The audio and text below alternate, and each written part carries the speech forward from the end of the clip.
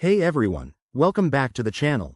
If you're holding Litecoin on Bitmart and want to secure it on your Ledger Nano X, you're in the right place. In this video, we'll walk you through the entire process step by step, tailored for 2025 updates. This is crucial because moving your crypto to a hardware wallet like the Ledger Nano X keeps it safe from online hacks. Let's dive in. First things first, make sure you have everything ready. You'll need a Bitmart account with Litecoin in it, your Ledger Nano X device fully set up and updated to the latest firmware, and the Ledger Live app installed on your computer or phone.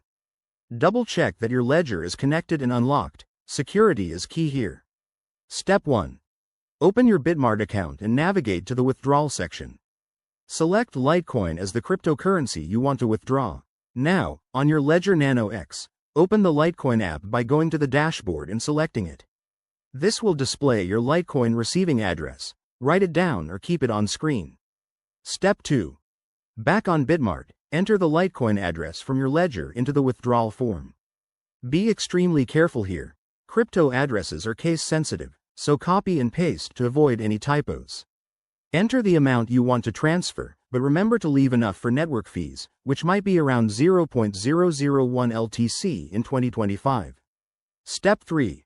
Review and confirm the withdrawal on Bitmart.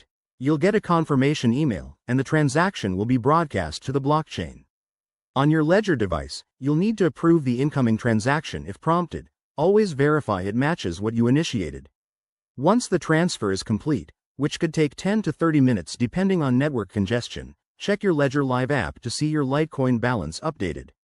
Pro tip: always use the official apps and websites to avoid phishing scams, and never share your seed phrase. And there you have it.